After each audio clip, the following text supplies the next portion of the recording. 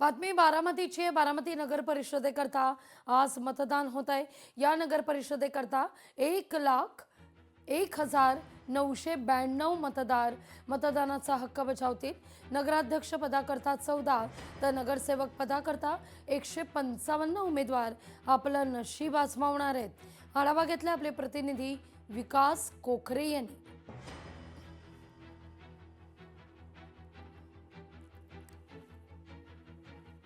आज बारामतीमध्ये देखील बारामती नगर परिषदेसाठी मतदान प्रक्रिया पार पडत आहे।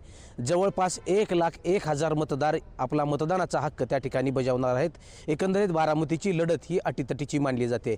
खरं तर आपण पाहू शकता अनेक मतदार या ठिकाणी मतदान करायला आल्याचं चित्र त्या ठिकाणी आपल्याला पाहायला मिळते। तब्बल 1,00,000 मतदार हे आपल्या मतदानाचा हक्क बजावणार आहेत।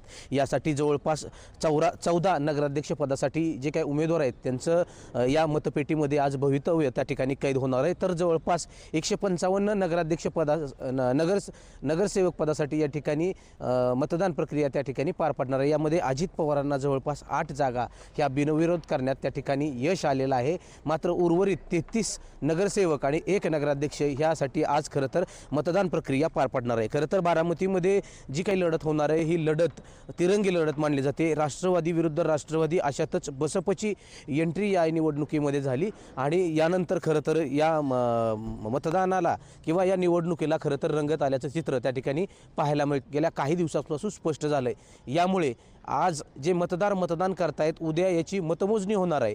यामुळे बारामती नगरपालिकेवरती अजित पवार आपली सत्ता राखू शकतात का हे या मतदानाच्या निकालावरून स्पष्ट होईल। विकास कोकरे, लोकशाही मराठी, बारामती। लोकशाही मराठी ऐका, पहा, जागरूक रहा।